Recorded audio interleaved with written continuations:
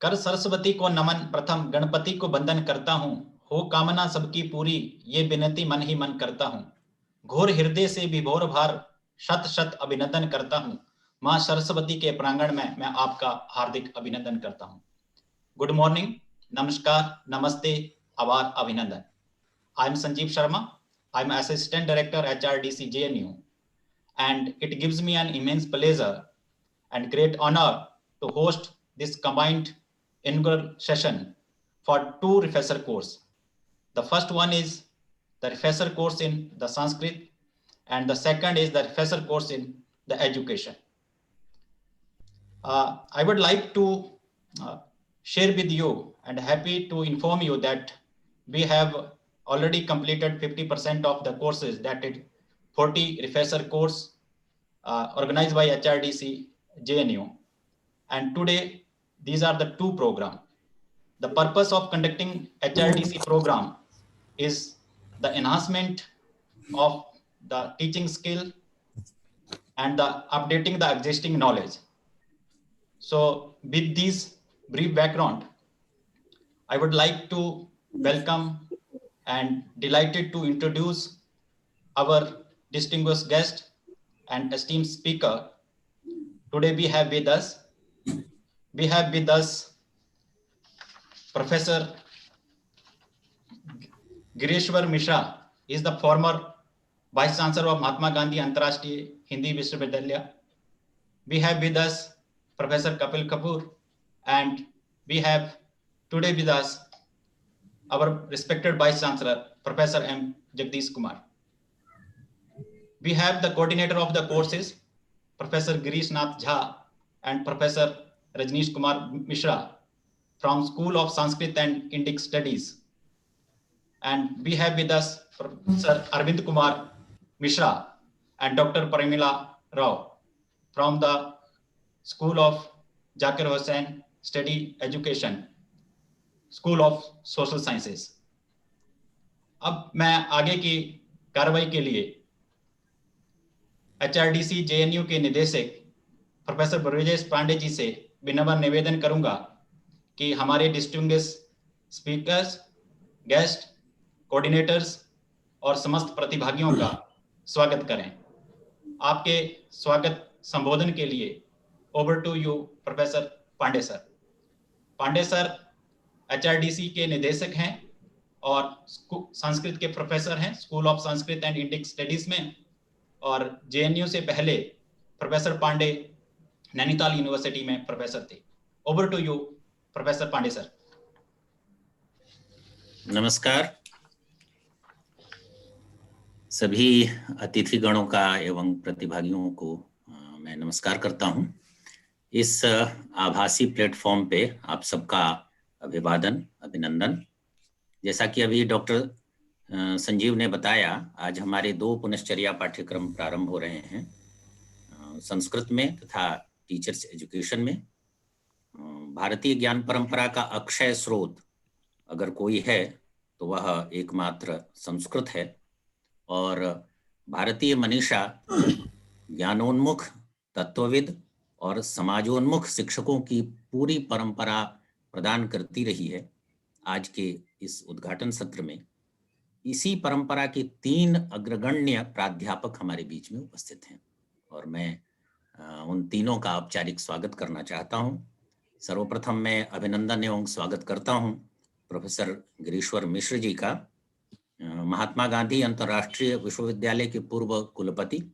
Professor मिश्र प्रख्यात चिंतक, समालोचक, शिक्षाविद एवं गंभीर अध्येता हैं।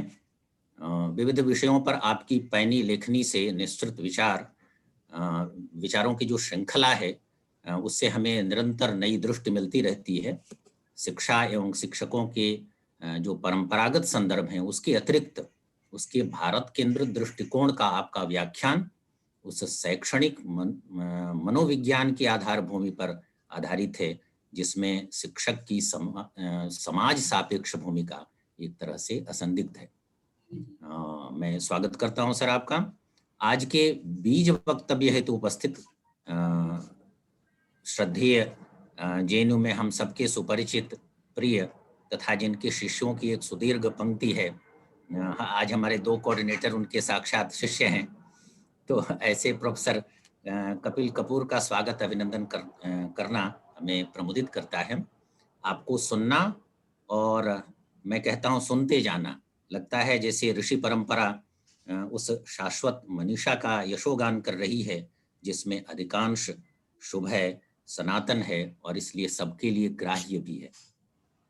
जब हम विखंडन, विघटन, विद्वेष, डिस्क्रिमिनेशन, संघर्ष जैसी शब्दावली से ऊब गए हों, भ्रमित हो गए हों या हीन भावना से ग्रस्त होने लगे हों, तब हमें प्रोफेसर कपूर को जरूर ध्यान से सुनना चाहिए ताकि पता चल सके कि भारत भारत क्यों है। आज हमारे वर्तमान कुलगुरु प्रोफेसर जगदीश कुमार जी की प्रेरणा, परामर्श एवं सहयोग से हमने इस कोरोना काल की आपत्ति को भी अवसर मान करके प्रशिक्षण यज्ञ की श्रृंखला को सतत गतिमान रखा है। और जैसा कि डॉक्टर संजीव ने बताया कि आपकी प्रेरणा से हमने लगभग आधे से अधिक कोर्सेज पूर्ण कर लिए हैं और बड़े सफलता से, बड़े अनुशासन और गरिमा से उसको पूरा किया है। तो प्रोफेसर कुमार की इसमें सदिच्छा रही है, आपकी प्रेरणा रही है, आपकी अध्यापकीय एवं प्रशासकीय कार्यकुशलता जिस संतुलन के साथ चलती है वह हम सबके लिए अनुकरणीय है। आपका स्वागत एवं अभिनंदन है सर। हम समस्त एचआरडीसी परिवार की ओर से आपका अभिवादन करते हैं। जब भी हम अपेक्षा करते हैं आप उसमें उपस्थित होते हैं और हमें मार्गदर्शन देते हैं। आज से प्रारंभ होने वाले दोनों पाठ्यक्रमों के समन्वयक professor Girish Nath Jha, professor Rajneesh Kumar Mishra, doctor Arvind Kumar Mishra एवं डॉक्टर परिमला वी राव का भी हार्दिक स्वागत है, अभिनंदन है। हमें विश्वास है कि आपकी विशेषज्ञता एवं समन्वयन की जो कुशलता है उसका लाभ हमारे सारे पार्टिसिपेंट्स को मिलेगा। विषयों, शीर्षकों का चयन एवं योग्य रिसोर्स पर्सन्स का चयन दोनों ही बड़े दुष्कर कार्य होते हैं, किंतु कोर्सेज को सर्वांगपूर्ण बनाने में एवं प्रतिभागियों को स्तरीय विषय वस्तु प्रदान करने में इसकी सर्वाधिक भूमिका होती है। तो चूंकि हमारे कोऑर्डिनेटर्स जो उपस्थित हैं वो सभी लब्ध प्रतिष्ठ विद्वान हैं, इसलिए चयन की इनकी योग्यता भी असंदिग्ध है और मुझे विश्वास है कि सभी प्रतिभागियों को स्तरीय विषय सामग्री मिलेगी।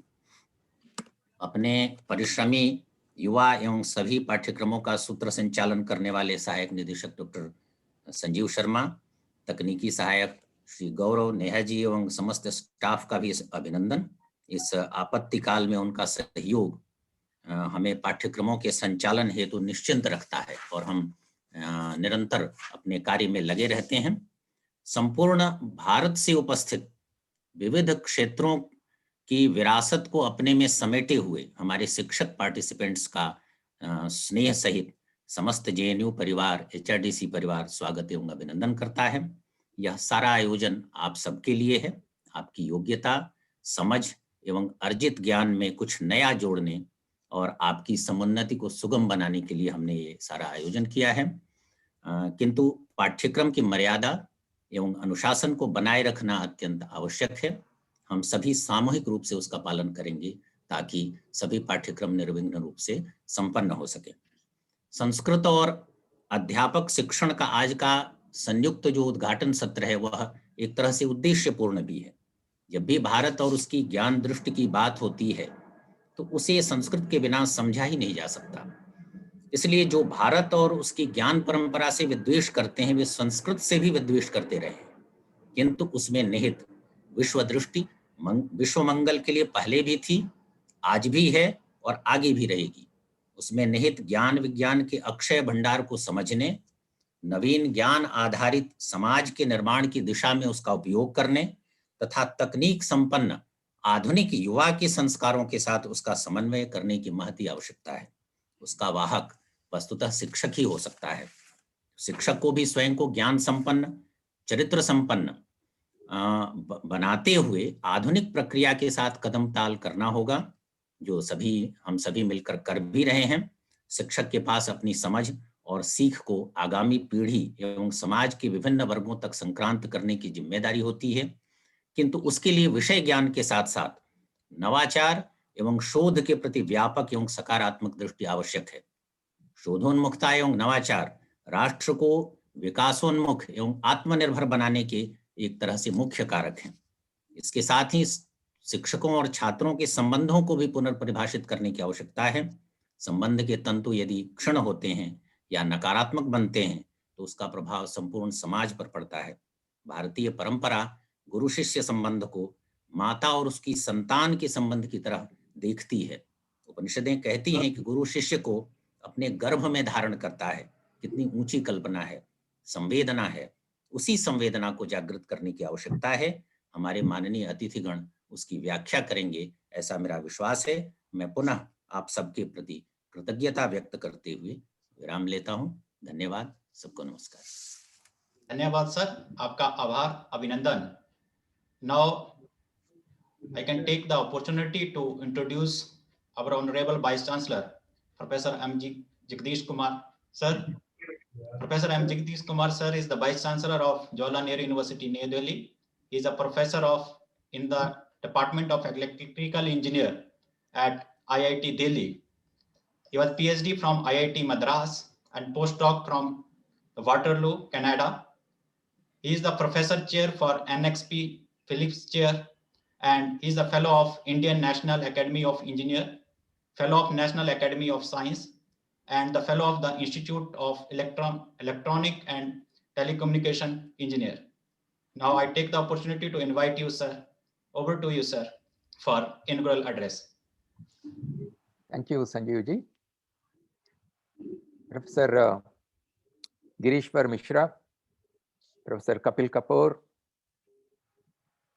my dear colleagues from within JNU and from across the country. Let me extend a very warm welcome to all of you. Today we are meeting to inaugurate the training program or the short-term program in Sanskrit and teachers education. Now, the goal of these programs are twofold. One, of course, to know about what is happening in the recent past in these areas and to widen our knowledge. But more importantly, it is to ignite ourselves to do state-of-the-art research in the areas in which we are conducting these programs. After you complete this program, when you go back, it is our expectation that it will help you to become a better teacher and a better researcher. Now, there is a great need for both these. We have hundreds of universities in the country. We have tens of millions of students working in these higher educational institutes, and they are adventurous, they are highly talented. So how can we provide a direction to them so that in turn they will also become good researchers or great contributors to the societal well-being? And this is where, as teachers, we play a critical role. When I looked at the program, when I found that it is on Sanskrit, I felt very happy, because we have now with us in this program Professor Kapil Kapoor, who put every possible effort to start the Special Center for Sanskrit Studies in this university. In spite of great difficulties, he and his colleagues were able to start this. But during last couple of years, with the help of our colleagues in the Special Center, we were able to upgrade this to School of Sanskrit and Indic Studies, widening its scope and the work. I'm very glad that the school is coming up very well. And one example of how the School of Sanskrit and Indic Studies has shown the way for interdisciplinary studies. They have recently introduced an integrated 5-year BSc MSc program, which is run both by the scholars of the School of Sanskrit and Indic Studies and the professors, researchers from School of Life Sciences, School of Biotechnology, and Special Center for Molecular Medicine and other science schools. Perhaps in future, even School of Engineering and Management may join in this effort. Now, this is an example of how Sanskrit can be used as a base for expanding the scientific knowledge. This year, a large number of people have applied for in this program, and so on. We will be admitting these students in this coming academic session. The admission process is in. But more importantly, I would like to put before you a couple of points. Today, the need for thinking out of the box is more than at any other time. As teachers, we know that we are constantly learning and becoming better teachers. But however, it is also a fact that education sector is one sector.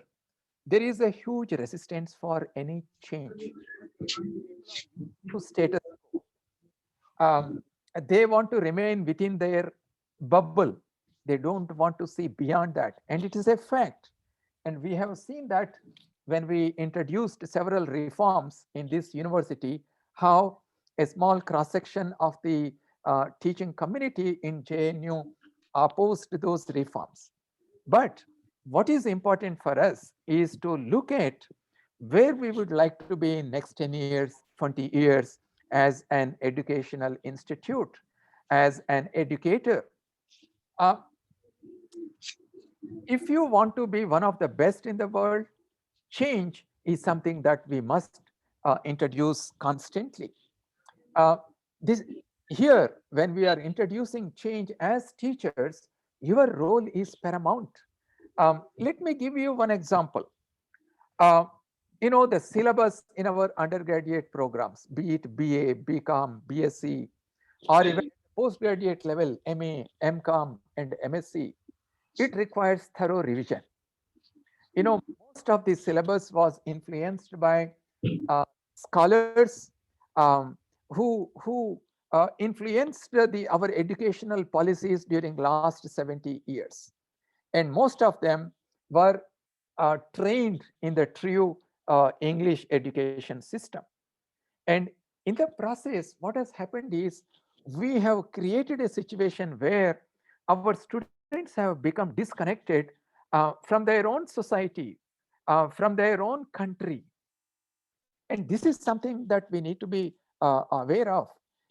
Today you ask an American, he will say, I'm a proud American. I'm proud of America.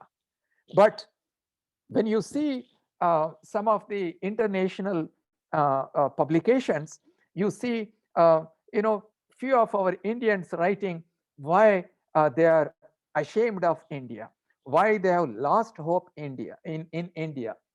Why is that some people are writing like that? And if you see, most of them, they come from English medium background. They come from a mindset which is influenced by Western thought process. But you will be surprised to know that in India, only about 12% of Indians have declared that they know English, right? 88% of Indians, they are not familiar with English. So when the national education policy puts an emphasis on the importance of imparting our education in regional languages or in mother tongue, I think we need to take it very seriously as teachers. Can we design programs in our own regional languages?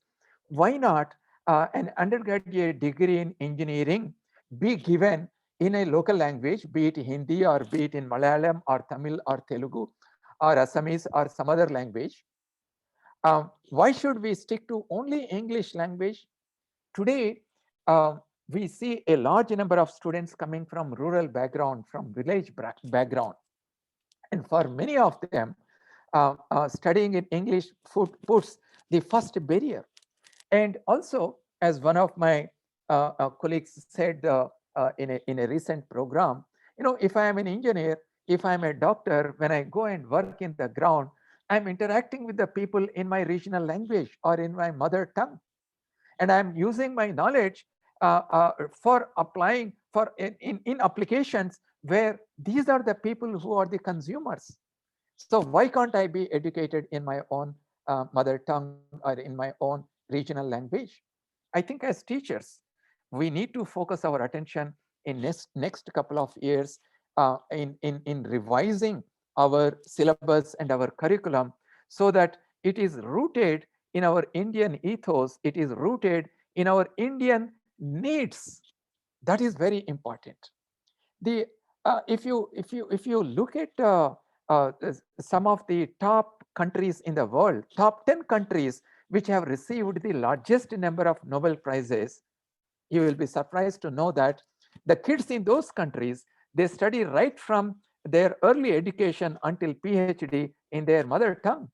On the other hand, recently I was told that those countries which are in the bottom 10 in the GDP scale, the bottom on the GDP ladder, they have switched over from their regional language to English education after the British left their countries, and economically they have become the most downward at the bottom of the GDP ladder. So you see that there is a great need for us to revise the syllabus. One more point that I would like to put before you is that we need to be innovative and we need to do research in order to meet the challenges that our country is facing. We have seen during the pandemic how the global supply chains became completely dependent on a couple of countries, and they will manipulate the rest of the world unless we indigenously develop our own technologies, unless we find solutions, just as we are working on the vaccine for COVID-19, nobody is going to help us. We have to work and develop these technologies. And that is possible only when we strengthen the research ecosystem in our university system. We have nurtured our great institutes such as IITs and some of the top central universities such as JNU. Now let them fend for themselves. Let us focus on our attention on the university system, which requires immediate attention. And that is where the largest number of students are studying. And it is important that we encourage these institutes to become world-class institutes and contribute towards meeting the challenges of our country. And one last point that I would like to tell you is that if we want to become good teachers, it is just not only enough to be thorough, to have deep knowledge in your own subject matter. I think it is also important to follow certain ethical practices, ethical models in our life, not only just in our personal life, but when we are interacting with the other people. Unless ethics and morals play a stronger role in our education, we will not be able to build a good society which is healthy, which is happy. So whether you are teaching electrical engineering, whether you are teaching space science, whether you are teaching political science, be aware that everything has to be based on good ethical and moral practices. So this is my request to all the teachers that we should not lose sight of this. With those comments, it is my hope that during the next 2 weeks or so, when we go through these training sessions, I'm sure our teachers who are well-known experts in these areas will impart you great knowledge and insight into these subjects. Let me once more warmly welcome you and and conclude what I wanted to say and share with you. Thank you. Thank you very much. Thank you very much, sir. Thank you very much for your thought-provoking words and insightful speech. Thank you very much for the motivation, support, and encouragement. I believe that all our participants will get benefited from your words, sir. Thank you. Before I go further, आज हम सबके बीच में हम सबके परम श्रद्धेय परम आदरणीय प्रोफेसर कपिल कपूर जी मौजूद हैं और उनके लिए सुनना हमारे सबके लिए बहुत ही सौभाग्य की बात है. I would like to introduce Professor Kapil Kapoor with few lines. Professor Kapil Kapoor is the chairman at Indian Institute of Advanced Study and Indian Policy Foundation. He is globally renowned scholar of linguistic, literature, religion, and Indian knowledge tradition. He was Chancellor of Mahatma Gandhi Antarashtriya Vishwavidyalaya, Barda, Maharashtra, and he was professor at Center for Linguistics and English and professor of Sanskrit at Center of Sanskrit Studies. I welcome you, sir, and I humbly request you to deliver the keynote address, sir. Over to you, sir. Unmute myself. Thank you very much. Namaskar, sabko mera namaskar. I am seeing most of the people because I like to see the gallery view. Because that, and then I click on the right side and I see the next set of people. I think more than 100 people are here. All are teachers. And it's a great sight because the gallery view gives me the idea that I'm actually in a classroom. And of course, I have one advantage. I can peep into your rooms, which you can't because I have only the wall behind me. But I can see many people with bookshelves behind them, with paintings, with gods. So I'm a peeping Tom. So you better watch out.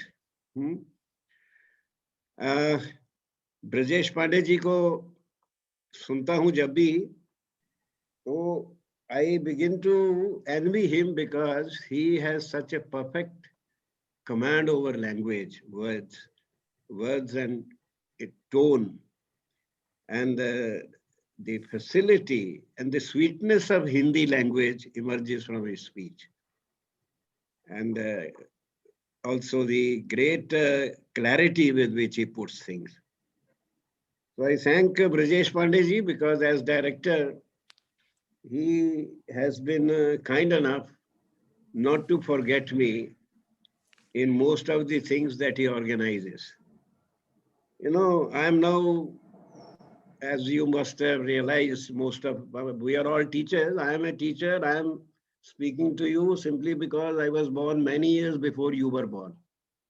Otherwise, there is no other difference. We are all teachers. We are sharing our experiences. You must have noticed that I am above 80 and I'm still around because old people are more difficult to get rid of than dukh. जिंदगी के दुख से तो मुक्ति मिल जाती है, बूढ़ों से मुक्ति कम मिलती है. I have seen in many university departments that once their old teachers are gone, then they hang their photographs in the staff room. So they don't really get rid of those old people. And so I am a kind of a bad dream, which comes back again and again to JNU. And I'm so glad to see all the people. I'm particularly happy to see Professor Vice Chancellor Saab, and very grateful to him for the wonderful keynote that he has already delivered, you see. The many dimensions of very, very important things that he said about how to recover our teacherhood for the world, how we can figure more prominently in the world of knowledge, and why it is not happening, because the solution that he has suggested, that he has seen and that he has argued for, which has been hinted at in the new education policy, that we have to reconnect ourselves with our own languages. Only then we reconnect ourselves with our own self. India, in the last 185 years, since the English Education Act of 1835, we have been disaffiliated, kind of, disaffiliated from ourselves, our roots. As you all know, I will not spend much time on this, that in 1835, March, Lord William Bentinck signed the English Language Act. It was just a one-page document. It was a policy document, a one-page policy. And I think I've been reminding quite a number of people that since 47, we have written more than 7,000 pages on education policy, but we haven't had much policy. We have had instrumentalities. For the first time, this report, which is now current, which is a abridged version of the original 482-page report. It's now only a 61-page report. For the first time, we have in this report some inkling and some sort of effort at policy making, some major shifts.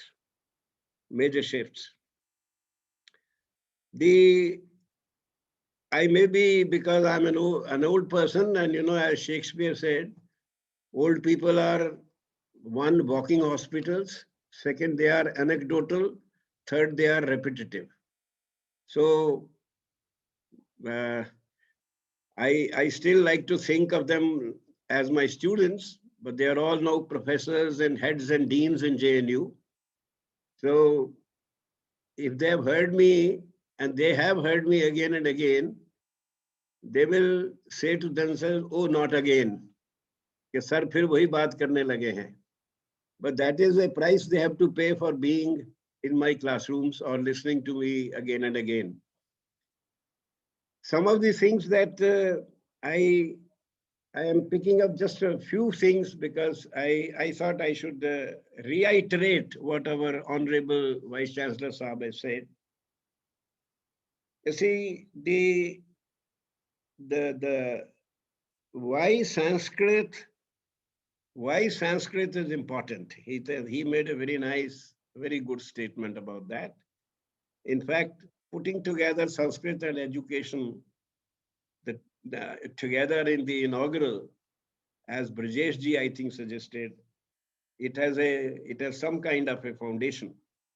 You can't think of education in India and true proper education in India without thinking of the vast wealth of knowledge that has been generated in this country through the medium of what I call knowledge resource languages.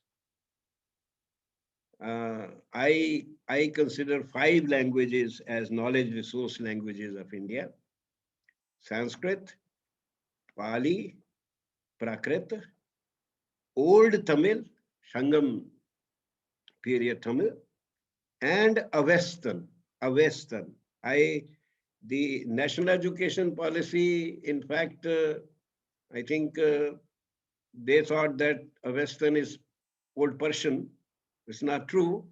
Then it's not Persian, it is Avestan, which is the language of the Zoroastrian people, of the Parsis of India. There is the language of the sibling text of Rig Veda, Zend-Avesta. So if we want to understand not only the intellectual climate, but also the socio-geographic cultural world of that time, 7,000 years ago, 6,000 years ago, I think these two texts have to be read together, Zend-Avesta and Rig Veda. All the ethnicities and the conflicts and the congruences and differences and so on. Of these 5 knowledge resource languages, which we had recommended in our language policy, that in education, rather than being prescriptive, we should be oriented by the principle of choice. So instead of saying to everybody, read Sanskrit, we should say to the school students, you have to study one of the 5 knowledge resource languages for 2 years, 3 years, 4 years. And as it would happen, more than 70% of people will naturally opt for Sanskrit. But some will opt for Pali, some will opt for Prakrit, and a few maybe will opt for a Western, and some will opt for Old Tamil. It's wonderful because on one hand, it will promote harmony among our regional groups. And secondly, it will actually promote the unity of consciousness. Unity of consciousness. अब रजनीश जी डरने लगेंगे कि भाई फिर sir वही शब्द बोलेंगे हिंदी के, चैतन्य की एकात्मता, चैतन्य की एकात्मता, the oneness, the unity of consciousness of the people of this country, which people wonder how if the European Union can fail, why a much vaster union of multiple faiths, multiple languages, multiple ethnicities survives not only as an entity, but as a civilization, as a unified civilization, as a unified civilization, a civilization unified by a culture of knowledge that creates a unity of consciousness. Chaitanya ki ekatamta. And that's because all Indian languages, they are the repositories of knowledge from the same source, original source. You see, the Abrahamic civilization that has, at least 3 major faith systems, Judaism, Christianity, and Islam. As civilization has three sources at the root. It has the Judaic source, the Greek source, and the Christian source. You see, by Judaic, I mean Abrahamic. A friend of mine recently, played a trick with the word Abrahamic. He said A, then a hyphen, then Brahmic. So you have the Abrahamic civilization and a Brahmic civilization of knowledge. 2 knowledge cultures. The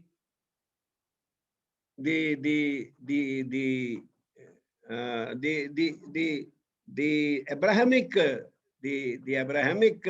culture, it has 3.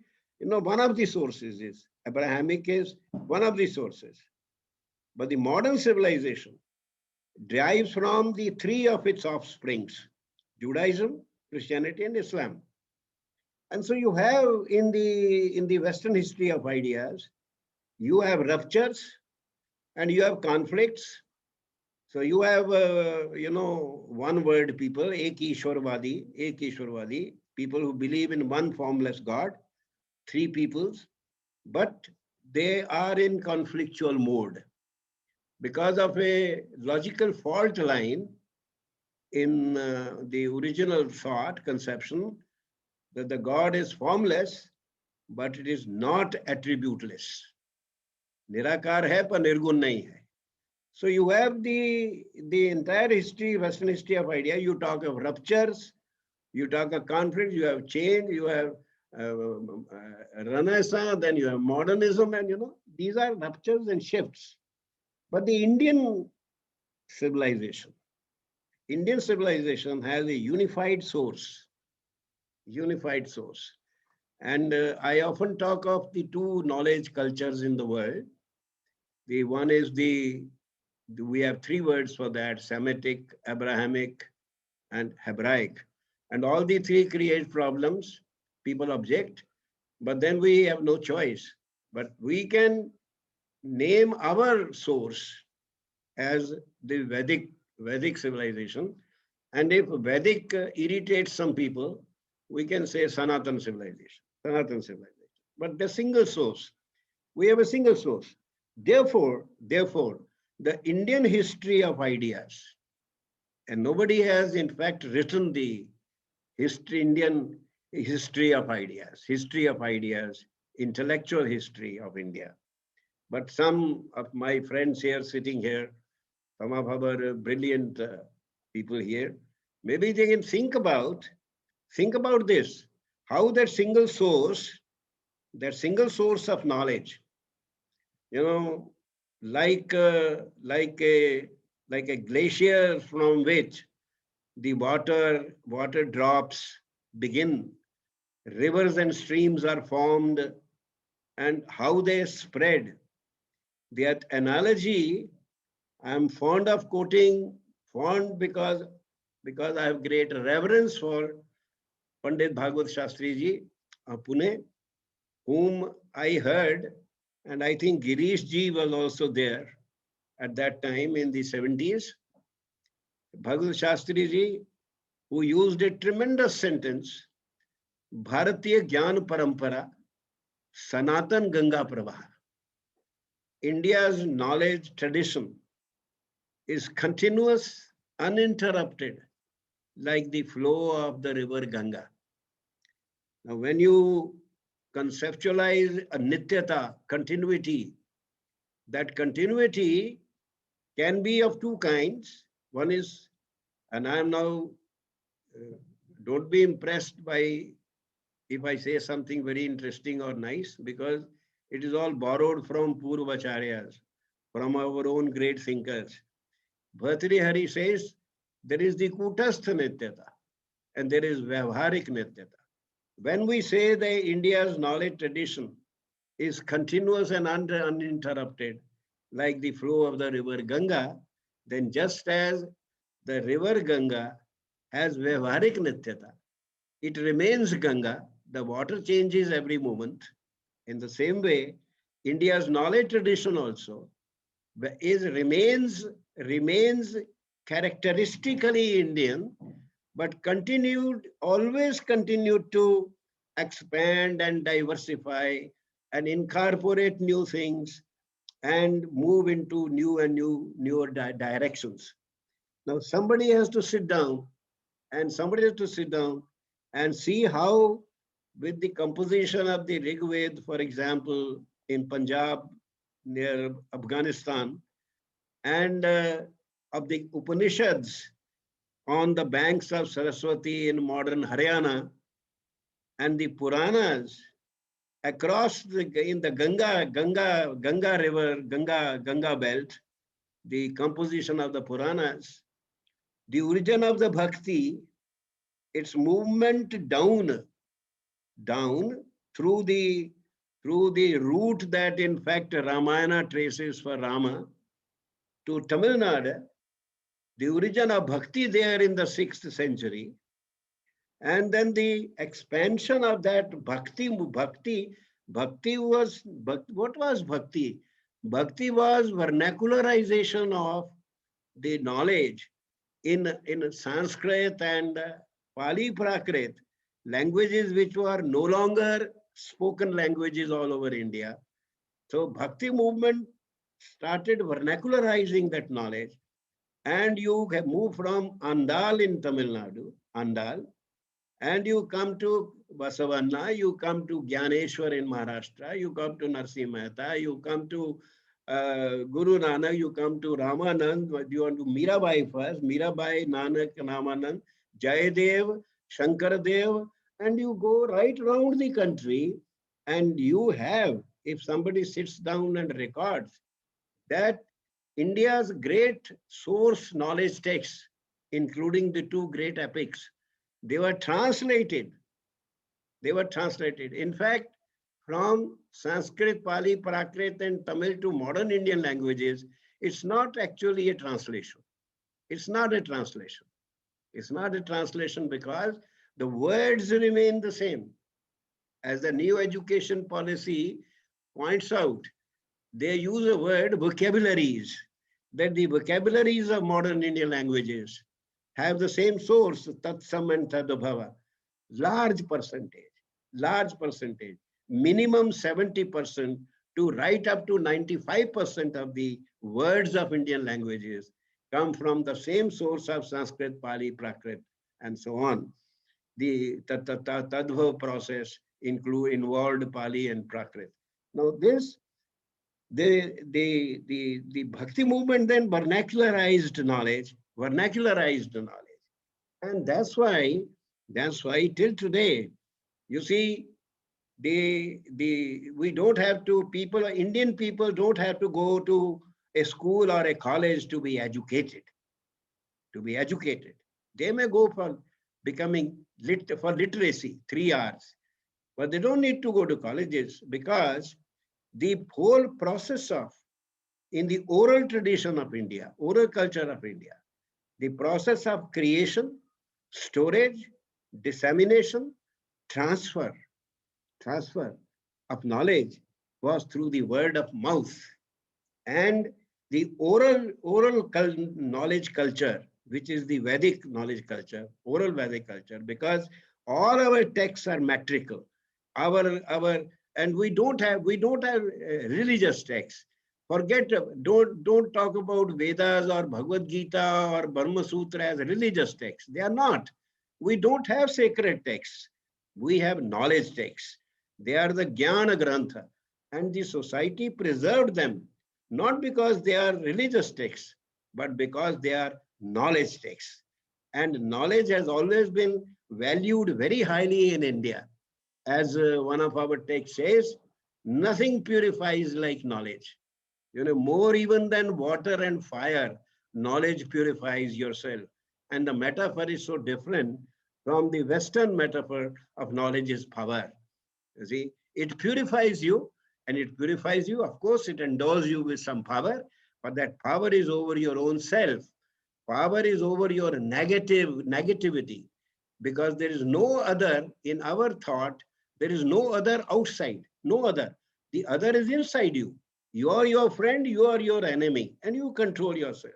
So this vernacularization, this knowledge in the oral tradition, remember, in the oral tradition, to acquire knowledge, all you need are ears.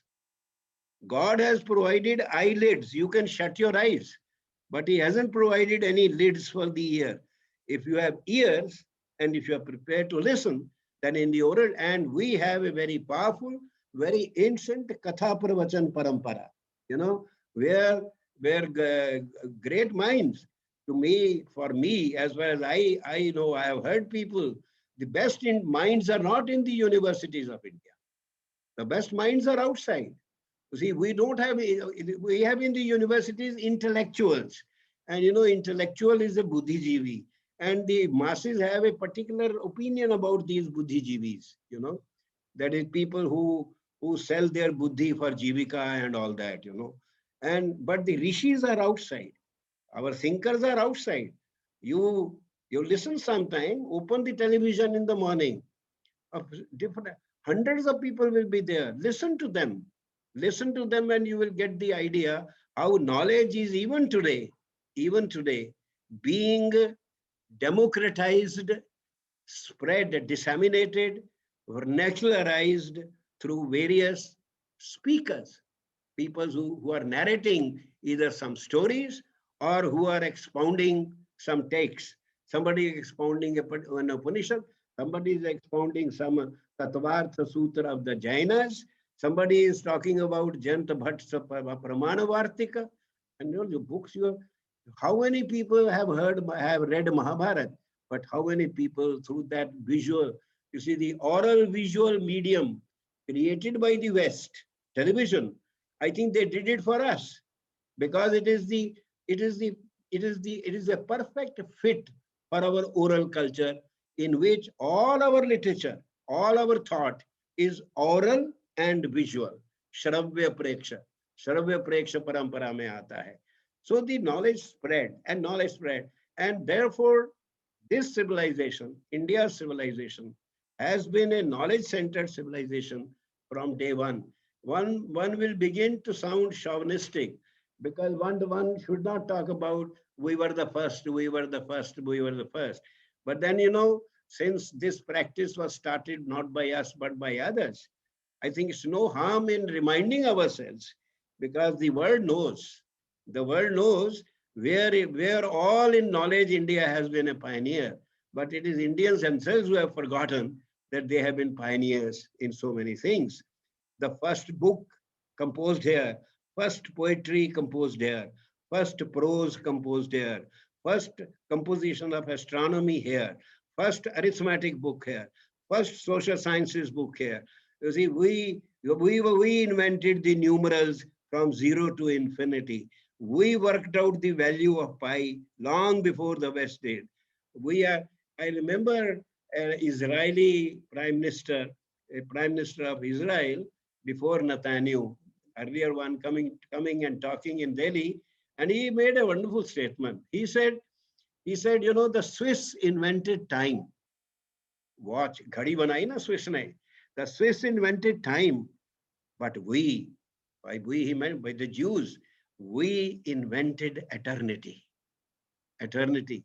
And then I asked myself in my mind that what did we invent? I think we invented infinity. Infinity. Anadi Ananta. Anadi Ananta. So a knowledge-centered civilization in a land which has been always considered in a way sacred, in which every product, every plant, every animal, every species is considered sacred, where all life is precious. Jiva. We are these days told to, respect human rights, but our civilization respects the rights of a jiva. Anything that has life is precious and has every right to live. So even in today's God-forgotten times, when the dharma and moksha brackets have disappeared and we are left only with earth and kama, even today, 70% of Indians, you go around the country, India doesn't live in this metropolis. And the universities are islands. We are islands. The language, the English, the vocabulary of enlightenment and reason and progress, this vocabulary, and the thinking of, of the package and the placement, these are all alien. You cross the road and go into a village a little away from the country, away from the highway, and if you talk like this, they won't understand you. Your mother will not understand you. You will say, I'm going to do this, I'm going to do this, then I'm going to do this. She says, oh, ठीक है, अभी तो आराम से बैठ जाओ. इस वक्त तो थोड़े आराम से बैठो. पहले sit down peacefully. So you see that cut, that the universities are islands. And as Sir Honorable BC Saab said, we have to reconnect. We have to reconnect with ourselves, because our thought processes have been, thought processes have been overlaid by so many layers. And our own way of thinking, our own modes of thinking have gone a little down. Niche chale gaye hain. They are not dead. When I used to teach Indian texts in JNU MA classrooms, I was amazed in the beginning how readily and how quickly our students will grasp the ideas that are there in the text. Well, they will take so much time in comprehending a Western text in English language, where you will constantly need to refer to either the dictionary, and if you don't refer to the dictionary, you are likely to have some notion which may not exactly be intended there. As Sir has said, VC Saab said, the barrier, the first barrier you have to cross when you are not learning teaching in your own language, the first barrier you have to cross is the language. And then only after that, then you get the concept, and then you reflect on the concept. But when you are in your own language, you are straight away with the concept, because the concept is in the air. The concept is around you. It has been around you since your childhood and is there.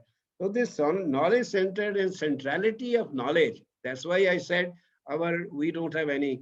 And these great texts, you see, you put together the intellectual texts of all languages of the world. I am making a very categorical statement. They are fewer than the intellectual texts that have been produced in this country.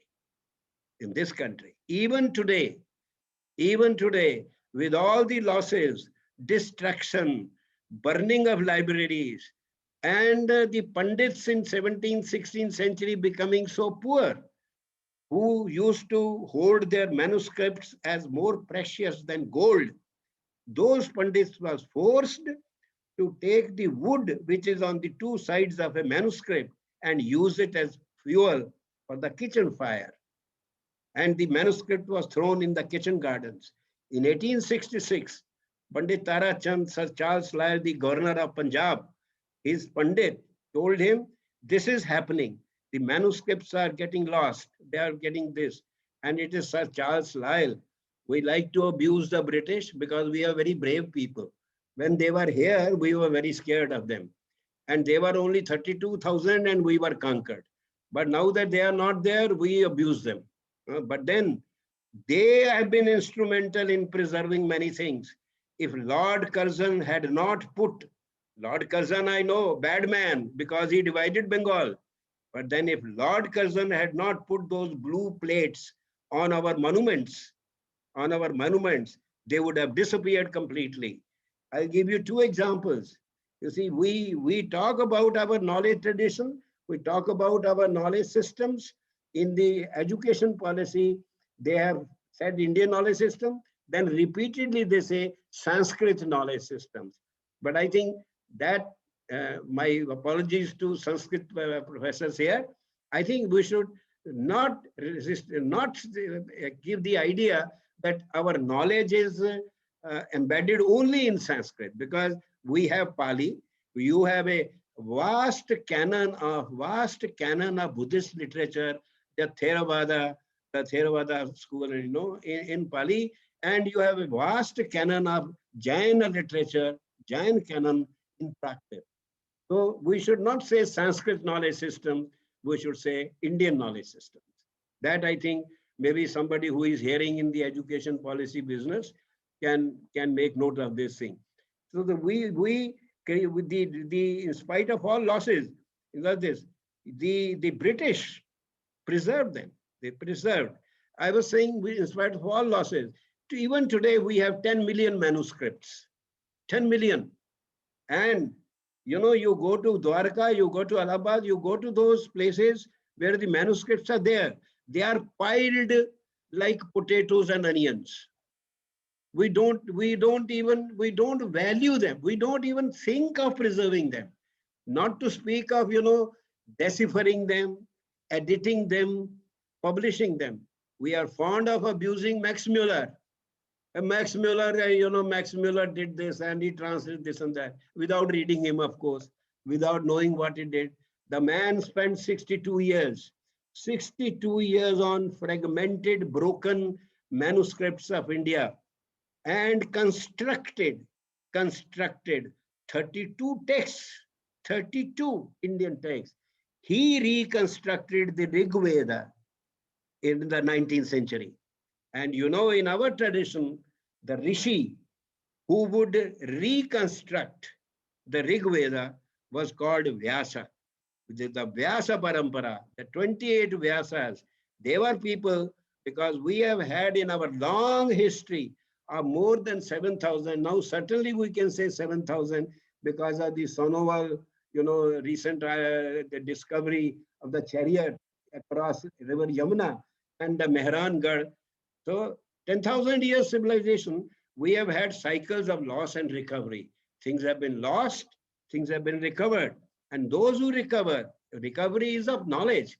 Your knowledge. When the Nalanda was attacked and sacked and, you know, people were killed, you know, the monks who fled from Nalanda to Tibet, they did not carry gold or their precious things with them. they carried manuscripts with them, because no greater wealth than knowledge. That's why Patanjali is portrayed in the Chidambaram temple. He is portrayed as his lower half is Sheshanaga and the upper half is Patanjali, because Sheshanaga is the guardian of wealth and Patanjali was the guardian of the greatest wealth, knowledge, Mahabharata.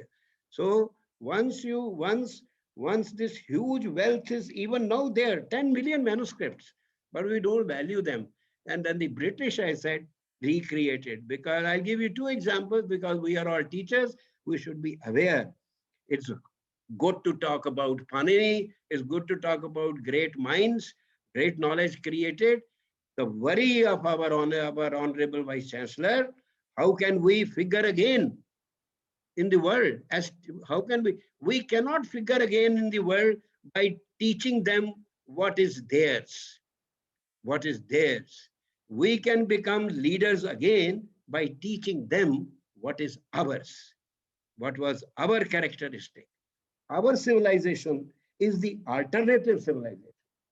And it is alternative in every sense. You see, take the concept of God, take the concept of nature, take the concept of time, take the concept of man, take the concept of living beings, and take even the universal values. Nobody in the world says that the world is a family. Everybody says the world is a market. So we are an alternative civilization. And perhaps that is the reason why, on one hand, we are praised, on the other, we have the largest number of enemies, because we are an alternative to the dominant civilization today. So the British, I was saying, we should know what we did. I said, in 1795, the Raja of Banaras wanted to build a palace. He told his chief minister that bhatte lagwaiye, bhatte, kilns, brick kilns, bricks banengi. The chief minister said, why? We have such a huge stupa in Sarnath. Sarnath, those of you who have gone to Sarnath, Sarnath was the place where Mahatma Buddha delivered his first keynote address. Huh? Those days also there were keynote address, Girishji, or not? Keynote addresses. So he gave his first lecture there. You have Dhamekha Stup standing there still, even now. There were two stupas. Dhamek is there, but the place where Buddha had sat, there you had a stupa which was 3 times the height of Dhamekha Stupa. And the chief minister said, it is huge, we will dismantle it and we don't need bricks. And it was dismantled. See, this is the value we attach. And from that dismantled, we found the asthis of Mahatma Buddha. Mahatma Buddha ki jo asthiyan mili, isme mili. These days, they are there in the Tibetan temple next door. Tibet people have built a temple and Buddha's asthis are in that temple in Sarnath. This is one example. I'll give you another example. In Bhopal, near Bhopal, there is a town called Vidisha. And Vidisha was the capital of the northwest province of the Mauryan Empire. And Ashoka, before he became king, he was the Governor General of Northwest and he was stationed in Vidisha as a young man. He married there and he had his 2 children there who later on went to Sri Lanka with a sapling of the Bodhi tree, which was then planted in Anuradhapur. And Anuradhapur Bodhi tree, from one sapling, it was maintained, just as Bodhi tree in Gaya is maintained, it was maintained. The tree is dying, another shoot comes and it is taken care of like that. The Anuradhapur, from Anuradhapur sapling, Vice Chancellor Sahab, very interesting, when we established Sanchi University in Madhya Pradesh, we invited the president of Sri Lanka and he brought a sapling of that Anuradhapur Bodhi tree. So you see, the Bodhi tree of Gaya, we went to Anuradhapur in Ashoka's children's time, and from there it came back to Sanchi. You can't have a better example of Sanatan Ganga Pravaha, the continuity of things, Anyway, I'll give the example. So Vidisha is rocky, and there are some wonderful rock sculptures in Vidisha. Rock sculptures. The finest of them and the largest of them is of Varaha Varaha avatar, Sukara, Varaha, a rescuing Earth. Earth is portrayed as a girl, you know, and on his horn, Varaha is rescuing Earth from the great deluge, Pralay. Pralay में से अर्थ को वराह निकाल रहा है.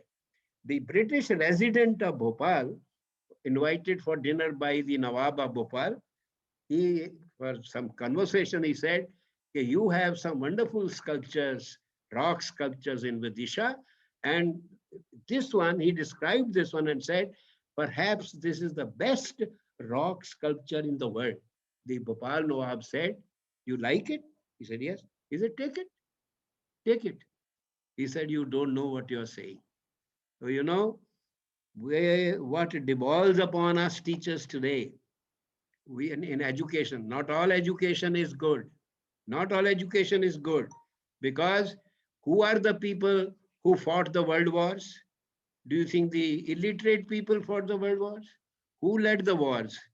Who destroyed our forests in India? The Adivasis? No, they didn't. The educated people. We are the ones who are the greatest danger to the planet, to the survival of this planet. And therefore, it is not all education that is good. Education of a particular type, which Vice Chancellor Saab had said at the end, that unless you have the ethical inflection. In India, it has been a tradition that all human activity, all human effort must be directed towards the welfare of the people, not welfare of yourself, people. Lok Sangraha. This expression, Lok Sangraha, appears 3 times in Bhagavad Gita. It appears in Buddhist texts. It appears in Jain texts. And a civilization which produces the acme of ethics. The Jaina thinking, Jain civilization is the acme of ethics. You know, according to the Jain people, blocking the flow of a river is violence. Preventing a plant or a tree from growing naturally is violence.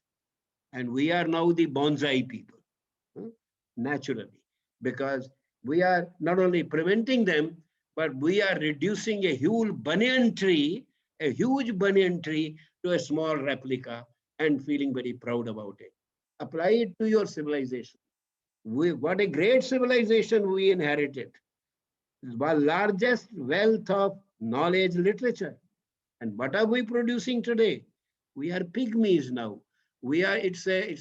Today is an age of smallness. And how to emerge? If we have to become the world leaders, again, I don't know why we should. You don't become world leaders. The world accepts you as a leader. You see, as I told a girl in Haryana, I was in a village for 4 years. I was in the village when I was a child for 5 years. And when I was 70-year-old, I went to a village for 4 years and introduced the PhD program. There are 4 girls in the first PhD program whom I taught Bhartrihari's Brahma Kanda, the philosophy, and Karika by Karika, every Karika. At the end of it, that girl, one girl said, Sir, we have been transformed now, you see, by reading this text.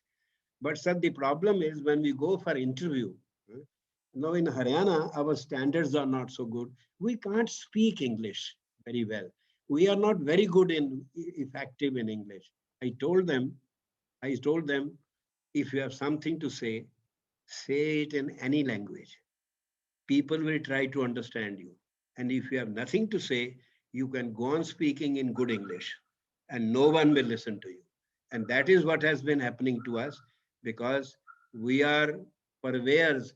We have become through the education system, translated minds.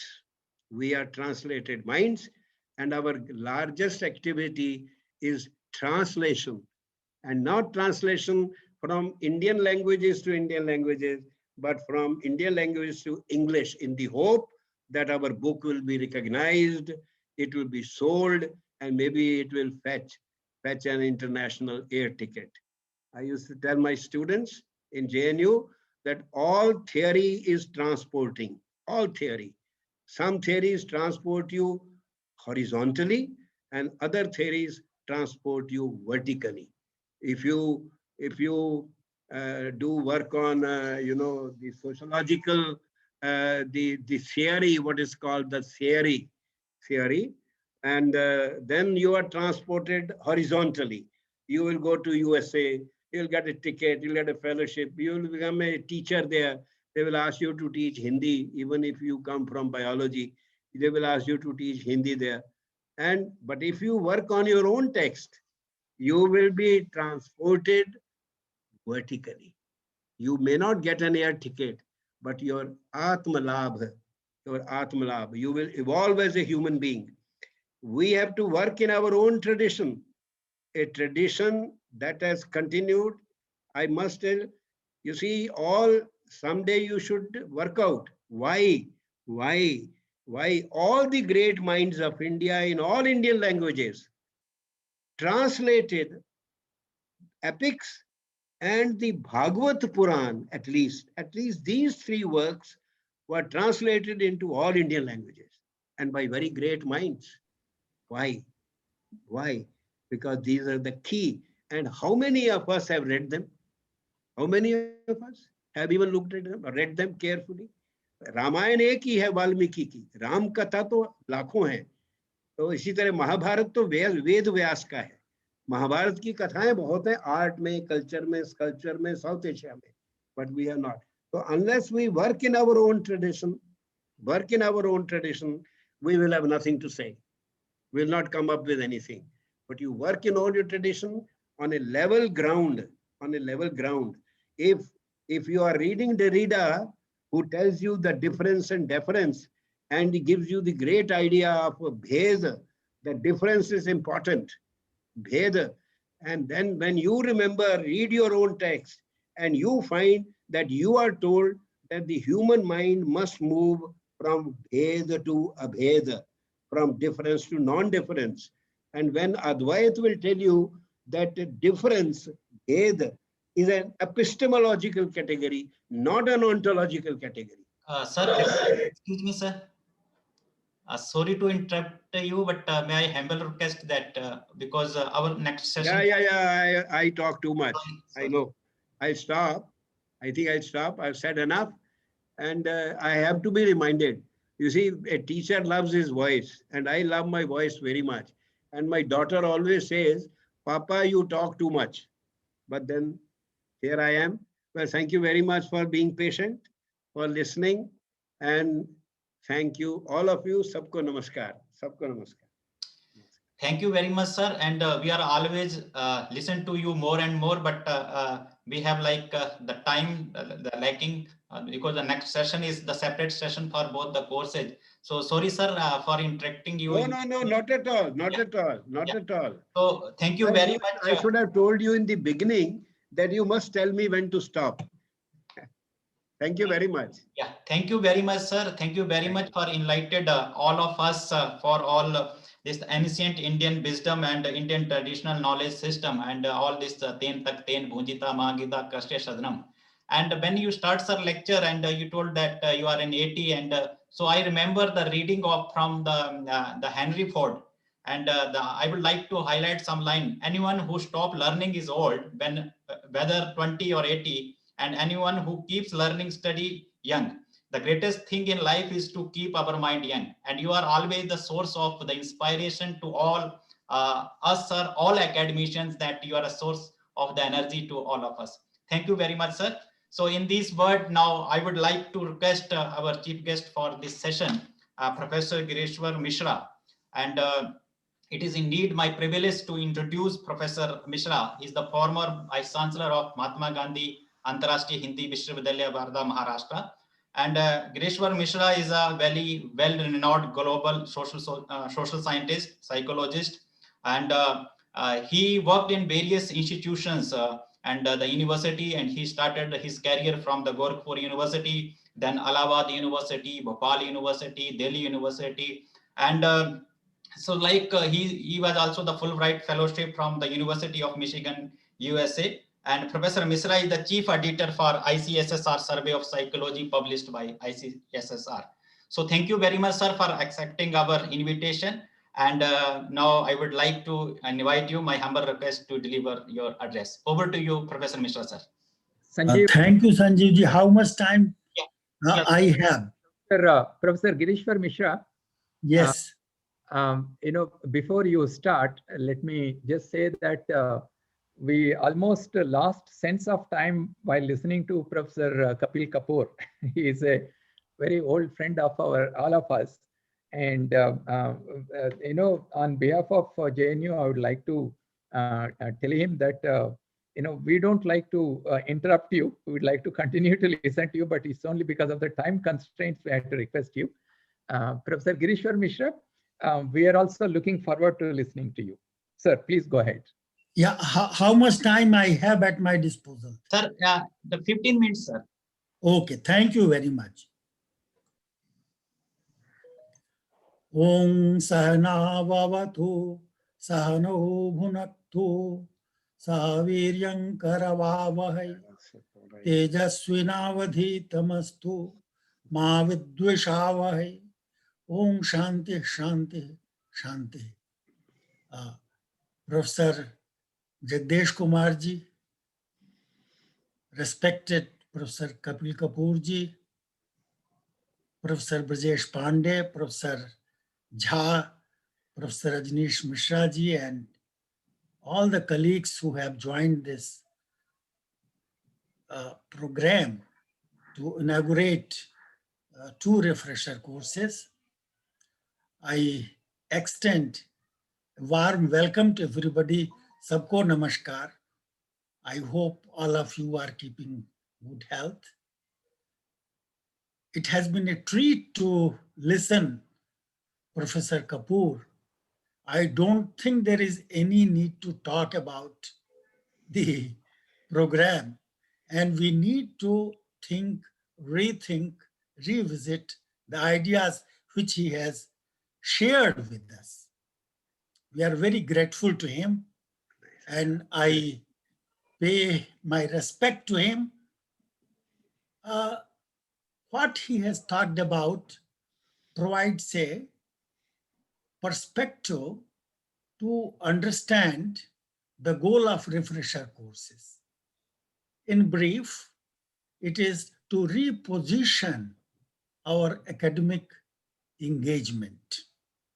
Sanskrit has a strong tradition where I think almost all kinds of knowledge areas have been touched. Not only touched, but it has produced texts as well as practices. If you take just 2 examples of Ayurveda and yoga, you see that it's not only theory, but there is a lot about practice. Not only that, there is another important component. We use 2 words, Lok and Shastra. So there is tradition of higher learning where Pandits and scholars dedicate time to learn and to explain, to elaborate. And if you go to the literature, you will see that there are tikas, there are commentaries, and the small Ashtadhyayi is supported by a very long Mahabhashya. So the whole style was, as Professor Kapoor has beautifully elaborated, started with oral tradition. So you can remember Ashtadhyayi very easily. You have Brahma Sutras, you have Dharma Sutras. Everywhere you have a major knowledge system available in such a style that it is easy to remember. And I think that became an important component in the process of transfer of knowledge from one generation to the other. The oral tradition was there, and at the same time, there were elaborations, commentaries, and analysis. So the other feature is that all that knowledge was also translated in some way. It is available in the real life practices in different areas. Professor Kapoor very clearly indicated that uneducated may be really more educated because they have imbibed the knowledge in terms of certain practices. So you find some continuity between Loka and Shastra. And I think both complement each other. So I think that the job that we have is to see what are the connections between Loka and Shastra, and also to provide a perspective on how that knowledge is not obsolete, how that knowledge tradition is still relevant in some way. We don't know that we have this knowledge, and when we know, still we are shy in terms of referring to that knowledge system, using that knowledge system. And the reason is perhaps, and that point has also been mentioned, I will just reiterate that the locus of knowledge has shifted from India to the West. So we look forward to the stamp support, particularly in social sciences and even in Indology also. I find that we look forward to the support available from the Western thinkers. There is no harm to learn from other traditions, but there has a lot been going on in terms of using our concepts by the Western thinkers, and then we take from them, and we are away from the original sources. So I think there is a need to create atmosphere to reposition our teaching learning process where there is respect for the tradition of knowledge which is available, which is ours. And I think it is easy if it becomes easy if we are aware of the language, if we are able to understand Sanskrit and use Sanskrit. And I think Sanskrit should be made compulsory for learners in social science or in any area, because Sanskrit becomes a gate. वह भारतीय संस्कृति या ज्ञान की परंपरा का द्वार है. You get entry to all that if you have access to that. That becomes a medium. Another important point which is very critical is that the kind of practice which is taking place in the area of education at large is focusing on just one goal, and that is artha. We are familiar with dharma, artha, and kama and moksha as four purusharthas. I often recollect an interesting verse. Ajara marvat pragya vidya marthang cha chintayet grihit eva kesheshu mrityuna dharma macharet. So the centrality of dharma, naitikata, charitra, as Professor Jagdish very clearly indicated, that all the practices have to be in tune with dharma, whether it is education or whether it is any area of life. We need to preserve that value. So centrality of dharma has to be brought. And dharma is, as all of us know, is not merely religion, the ritual practice. It is more about maintaining life, maintaining connectivity, and it is reflected in many, many ways. The program which is being sponsored by this HRDC refers to teacher education as well as the field of Sanskrit studies. I am not going to talk more about Sanskrit. We have covered a lot, and I think we need to think and rethink about what message has been given by Professor Kapoor. In terms of teacher education, perhaps there is a need to review the whole way of human competence, how we consider learning and teaching as a process where learner and teacher are actively involved, how learning can become a process where there is passionate engagement, and it is the responsibility of teacher to participate in a creative way where transfer of learning or transfer of knowledge takes place in a way where there is respect for creativity. I want to emphasize this point because what has happened and what is being observed in many places that our teaching learning is more focused towards rote memory, where you repeat something. In fact, psychological studies indicate that the assessment process that we have incorporated in our practice, you have multiple choice questions, you have created a system where rote memory is more emphasized, and it is going to create a problem. So there is tyranny of testing. You need to look at alternative ways of engaging a student in the process of learning.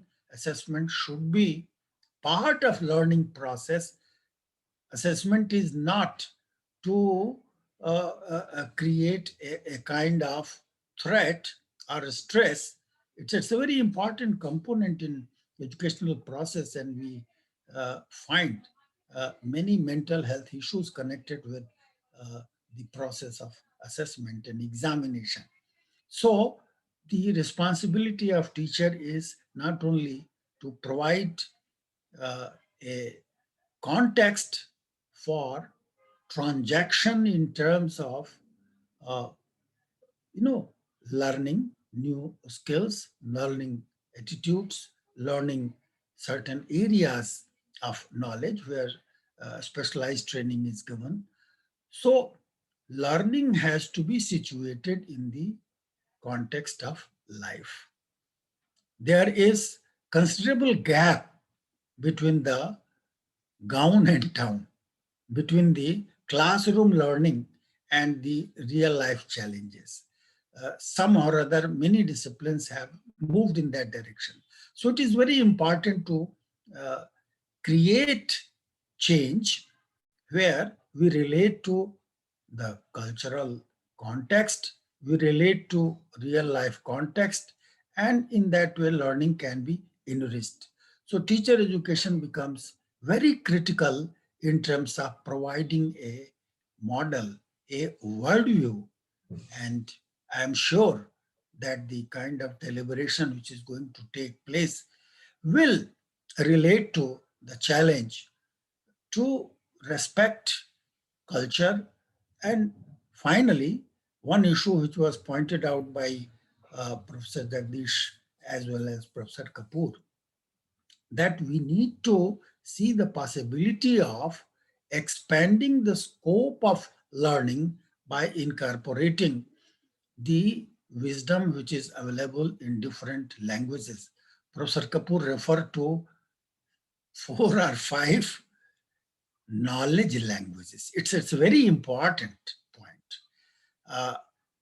As I have mentioned earlier, that if we are aware of Sanskrit, we can have access to the sources, the real original sources, not only the sources in translation, but the original sources, and we can utilize those sources in our teaching, learning, research programs. It's a handicap, and that has happened. We have learned English, and we are not very competent in English, but we are using English as library language. Why not learn Sanskrit as library language and use those resources? There is a big issue, and if we want to provide an opportunity for excellence in research, we need to expand the scope of our deliberation. अगर हम भारतीय भाषाओं में चिंतन का अवसर देते हैं तो शायद जो सृजनात्मकता है, अपने विचारों को समझ करके और अपनी सभ्यता, संस्कृति और समय के साथ संवाद स्थापित करना. The most important challenge is that the dialogue is missing. Dialogue with self, dialogue with society, dialogue with culture. So the flow of knowledge is just a kind of a monologue. जो पूरा का पूरा ज्ञान का प्रवाह है, it comes from the West, and we are just as recipients. हम उसको केवल स्वीकार करने वाले हैं, and we try to replicate those findings, those theories, and the Indian situation is just as a sample. So you test that Western idea in the Indian context. That's the job of researchers in most of the social science studies. If we have to take lead, if we have to provide something new, if there is a need for creativity, we need to create such opportunities. If we create possibility of connection with language, if we create possibility to create connection with the various resources which are available in Indian culture, then perhaps we will be able to make some change, some move. It's high time that we must think in this direction.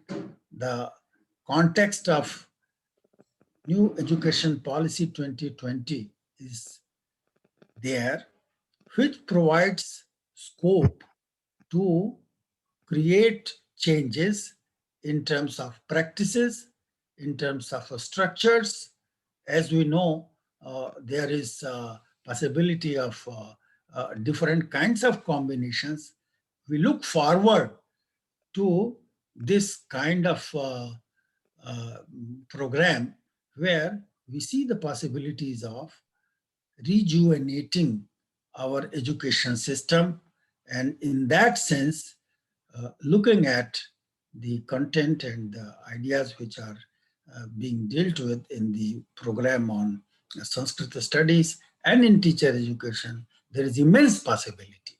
We look forward to see how this opportunity is used. A refresher course is not only to refresh, it is not merely to go to memory or smriti. इसको आगे भी ले जाने की आवश्यकता है. I take this opportunity to congratulate Brajesh ji to create this grand interaction of minds, and it is our responsibility in terms of being intellectually active people of society. It's very important कि देश का जो शिक्षित वर्ग है उसका दायित्व है कि देश को वो नेतृत्व प्रदान करे. If you don't do that, then be ready to be guided by all others, and that's a bad option. Education has to relate to societal needs, and it should provide guidance. शिक्षा का ज्ञान का उद्देश्य यह भी है कि वह मार्गदर्शन करे. वह पीछे पीछे चले शायद ये बड़ा उपयोगी नहीं होता है. I want to point out this thing that if it is the goal of education is to provide job, अगर अर्थकरी मात्र है तो बात नहीं बनती है. Professor Kapoor did refer to कि ज्ञान जैसा कुछ पवित्र करने वाला नहीं है, मनुष्य को उसके स्वभाव को कैसे व्यवस्थित किया जाए. I think that is the challenge, and there is possibility to see how a link can be created between our traditional knowledge system and traditional practice also, how that knowledge was imported. Because if you go to the various texts, you will see a very interesting paradigm of teaching and learning. So it will be good if we request Professor Kapoor to see how this connection can be created, the teaching learning paradigm embedded, let us say when we talk about Bhartrihari or when we talk about any other text, and how teaching learning is taking place in contemporary context of education. I look forward to such an opportunity. Brajesh ji will take care of another session where we try to examine the linkages between the two. I again thank the organizers for this beautiful session, and I again pay my respects to Professor Kapoor. In fact, he has so many things to share, and we like to listen to him. So thank you, sir, for sharing your ideas. Thank you very much. Thank you, sir. Thank you, sir.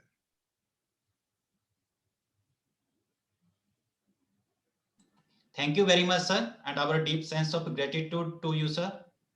And you rightly said that this is the need of the hour, and we need to link our teaching and learning with our tradition and culture. And this is the need of the hour and the time that how our theory can be reflected in practices. Thank you very much, sir. And now we have come to the end of this our combined inaugural session of 2 refresher course. And it is now my sincere responsibility to propose vote of thanks. First of all, we were privileged. We had 2 eminent speakers, Professor Kapoor sir and Professor Gireshwar Mishra. Thank you very much, sir, for accepting our invitation and sparing your valuable time and enlightening all of us. Thank you very much, sir. We express our sincere gratitude to our respected Vice Chancellor, Professor M. Jagdish Kumar sir. We have had such an eminent administrator and a man with vision and mission as our Vice Chancellor. And his leadership is reflected in all development activity of our university. Thank you very much, sir, for your support, encouragement, and motivation always. And we are only able, and we are. Allow me to thank Vice Chancellor Saab for being there all the time. I don't know how he finds so much time to, listen to people, and that is his great quality. I have seen sir in many JNU functions. Our Vice Chancellor Saab, he is always there. And his presence is a great encouragement to all the people, to all of us. Thank you, sir. Thank you, sir. Thank you. In between, may I request to our Vice Chancellor, sir, would you like to say something, or I just continue? Yeah. Sanjeev, there was a network problem. I couldn't hear what you said just now. So actually, Professor Kapoor has thanks to you for your presence, sir, during all the sessions and in other program also. So I request you, sir, would you like to say something, or I would continue? Let us conclude now. It's also close to lunchtime. Okay, sir. So thank you very much. And I would like to thank our coordinator, Professor Girishnath Jha, Professor Rajneesh Mishra, sir, and then Dr. Arvind Kumar Mishra and Dr. Pramila Roy, ma'am. Thank you very much. And we would highly thanks to our director. So under his guidance, आपके मार्गदर्शन और आपके सब दिशा निर्देशों से ही हम ये संभव हो रहा है. I would like thank to all the valuable participants. And because now officially you are a member of HRDC JNU, and dear friend, you have now the double responsibility. The one side you are representing your institution here, and another that you are also representing the JNU also. So we always accept the kind cooperation support for smooth conduct of this course. I would like to thank our HRDC technical team, our HRDC staff, especially Gauravji, Om Prakashji, Nihaji. So thank you very much, and thank you very much all. So I request the participant, please stay connected with us for a few minutes, and all our esteemed guests. Thank you very much.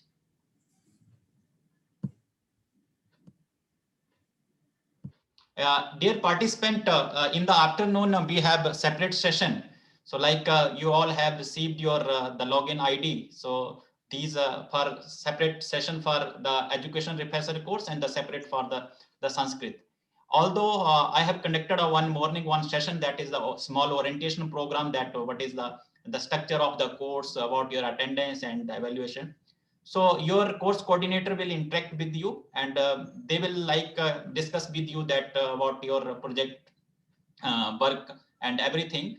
And this is all like this is the virtual and we are not able to offer you that the tea and the coffee. So we offer you the virtual tea and coffee also. Definitely you will miss the beautiful JNU campus, but we assure you that in future, whenever this corona pandemic is over, and we welcome or we invite you to for the physical courses also. So we have our course coordinator just to say Professor Grina Jasar, sir, so that just they can see.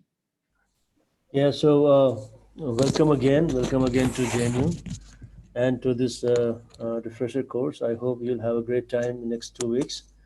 And we have lined up eminent speakers for this very important training program, and I'm sure you'll benefit from all of them. Thank you so much and welcome again. Yeah, we have Professor Rajneesh Mishra, the course coordinator for Sanskrit refresher course. Sir, just to say hi, hello. नमस्कार आप सबको, जितने भी प्रतिभागी हैं इस refresher course के, आप सबका बहुत बहुत स्वागत। और हम आगे के सत्रों में निश्चित रूप से संवाद में रहेंगे। जैसा कि आप जानते हैं, संस्कृत रिफ्रेशर कोर्स का शीर्षक हमने रखा है dimensions of Sanskrit studies, Sanskrit अध्ययन के आयाम। तो इसमें जितनी भी ज्ञान विधाएं हैं संस्कृत की, वो सब हम इसमें प्रयास करेंगे कि सबका प्रतिनिधित्व हो, सबके विद्वान आपके साथ संवाद कर सके। और हम आपसे इसी प्रकार से सहयोग की अपेक्षा रखते हैं, और हमें पूरा विश्वास है कि हमारा यह पाठ्यक्रम निर्विघ्न रूप से समाप्त होगा और आप सबके लिए फलदायक होगा। बहुत बहुत धन्यवाद। Yeah. So Dr. Arvind Kumar Mishra sir, he is already interacted with you in the morning. Sir, अगर हैं तो थोड़ा सा yeah. Unmute कीजिए sir. Okay, so welcome to all the participants once again. I have already interacted with you in the morning session, and after lunch again we'll be there for next 2 weeks, and hope that our effort and our thinking behind structuring the program will be helpful to you, and you will enjoy your association with us for next 2 weeks. And I'm sure that it is going to help you in your future career. Thank you. Thank you. Now I would like to request Dr. Pramila Roy. Madam, just to say hi, hello, because next session तो आप मिलेंगे ही. Yeah. I am Parimala Rao. Oh, okay, sorry. Thank you very much. Welcome to all participants. I wish you were with us. JNU is such a beautiful campus, and JNU HRDC is one of the, it's an elevated place and one of the most beautiful places. And you could have seen winter sunrise and winter moonrise. It's a beautiful place. And I hope that once the pandemic is over, I think all of you will come back to us for another refresher course and really enjoy JNU atmosphere. And the details of the course we will discuss in the afternoon session, interaction with the participants. Thank you very much. Thank you, ma'am. And participant, for any kind of the academic query, you are requested to please directly contact with the course coordinator. You can also contact with HRDC. Any kind of the administrative help or the other help, you may contact our HRDC email. So thank you very much. And we will resume the next session at 2 o'clock sharp. So you may please join separately in your like the separate virtual classes. So thank you very much. And now over to HRDC technical team. And now we are leaving the meeting for this time. Thank you. Thank you.